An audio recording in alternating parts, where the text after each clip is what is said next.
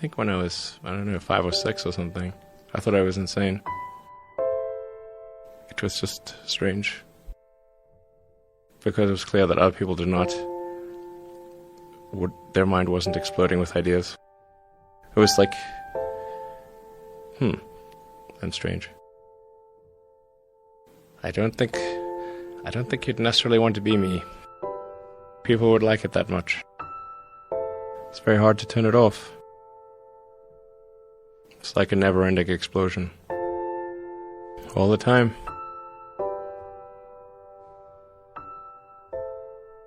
You've said that this has been the toughest year for you, the most sort of taxing year for you.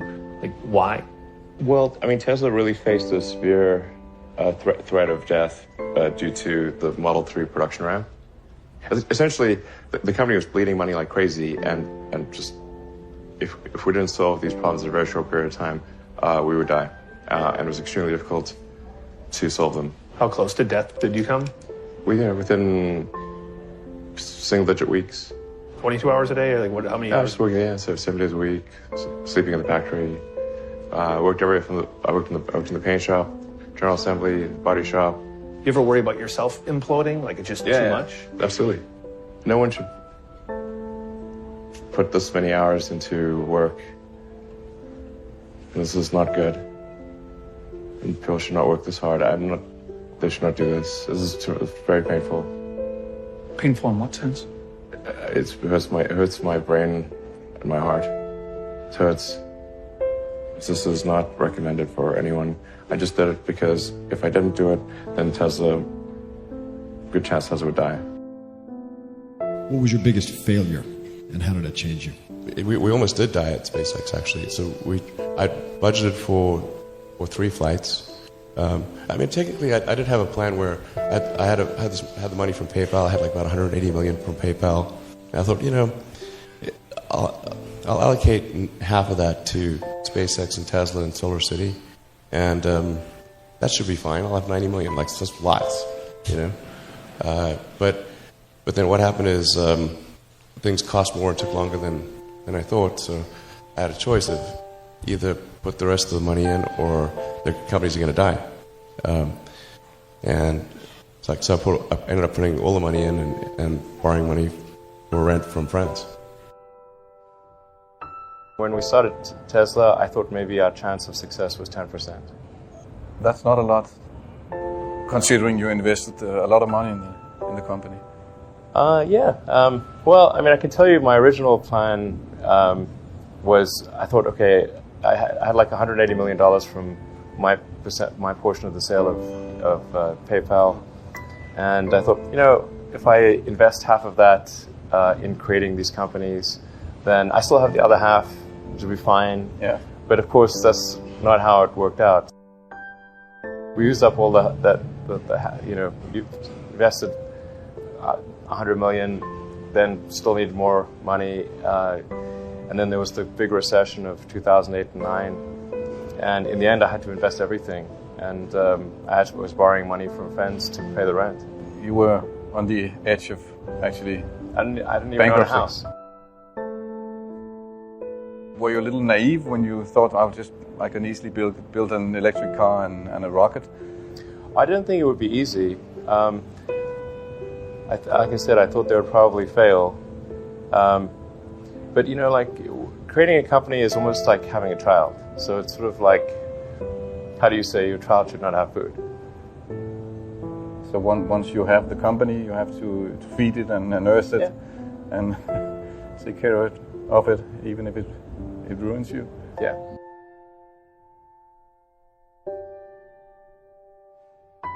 But suppose there were some tough times in 2008, end of 2008.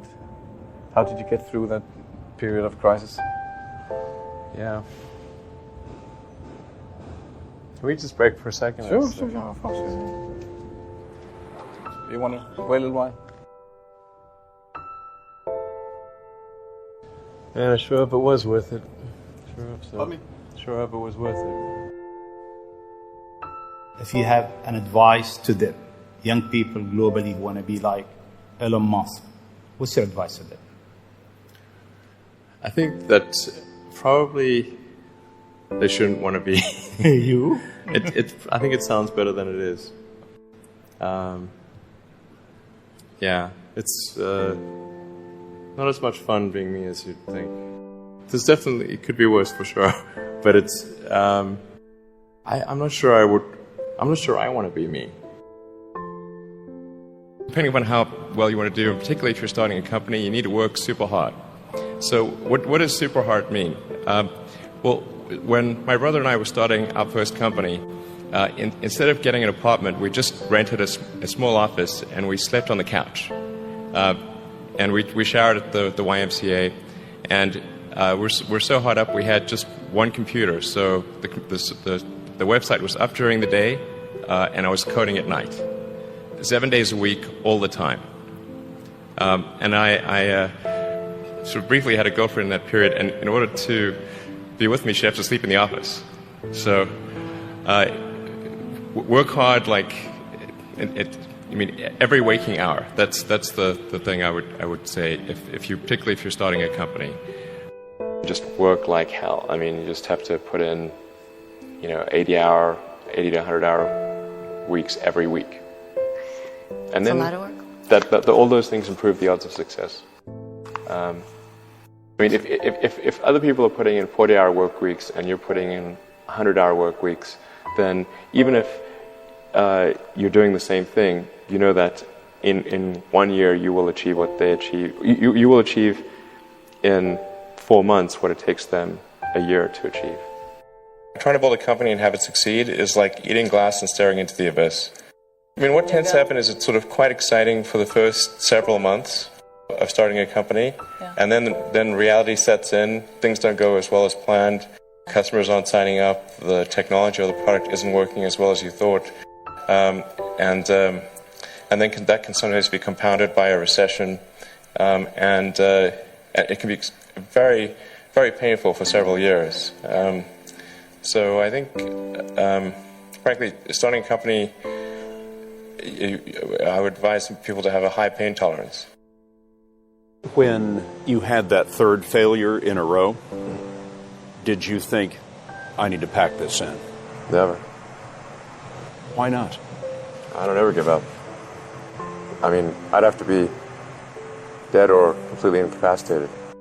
So many people try to talk me out of starting a art company. It was crazy. What did they tell you? One good friend of mine collected a whole series of videos of rockets blowing up and made me watch those. He just didn't want me to lose all my money. How did you figure you were going to start a car company and be successful at it? Well, I didn't really think Tesla would be successful. I thought we would most likely fail. But I thought that we at least could address the false perception that people had that an electric car had to be ugly and slow and boring like a golf cart. But you say you didn't expect the company to be successful, then why try? If something's important enough, you should try, even if the probable outcome is failure. It has actually been a very difficult journey, I have to say. Yeah. My priority right now is to try to add some more management bench strength to Tesla in particular, so that I can take a vacation. In the last 12 years, I've only tried to take a week off twice. The first time I took a week off, the Orbital Sciences rocket exploded, and Richard Branson's rocket exploded in that same week.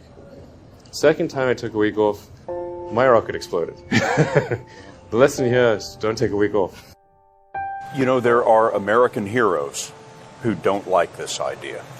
Neil Armstrong, Gene Cernan have both testified against commercial spaceflight and the way that you're developing it, and I wonder what you think of that. I was very sad to see that, because those guys are, those guys are heroes of mine, so it's really tough. I wish they would come and visit and see the hardware that we're doing here. And I think that would change their mind. They inspired you to do this, didn't they? Yes. And to see them casting stones in your direction. It's difficult. Did you expect them to cheer you on? So they're hoping they would. What are you trying to prove to them? What I'm trying to do is to make a significant difference in spaceflight and help make spaceflight accessible to almost anyone. Where does that come from, or how do you think about making a decision when everyone tells you this is a crazy idea? Or where do you get the internal strength to do that? Well, first of all, I'd say I actually think I feel fear quite strongly. So it's not as though I just have the absence of fear. I feel it quite strongly. But there are just times when something is important enough, you believe in it enough, that you do it in spite of the fear. People shouldn't think, well, I feel fear about this and therefore I shouldn't do it. It's normal to feel fear. Like there'd have to be something mentally wrong if you didn't feel fear. So I think that there's certain things that are necessary to ensure that the future is good. And some of those things are, in the long term, having long-term sustainable transport and sustainable energy generation.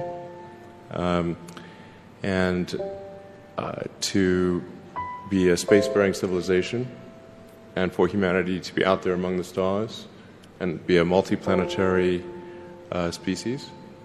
I think being a multi-planet species and being out there among the stars is important for the long-term survival of humanity, and that's one reason, kind of like life insurance for life collectively, life as we know it.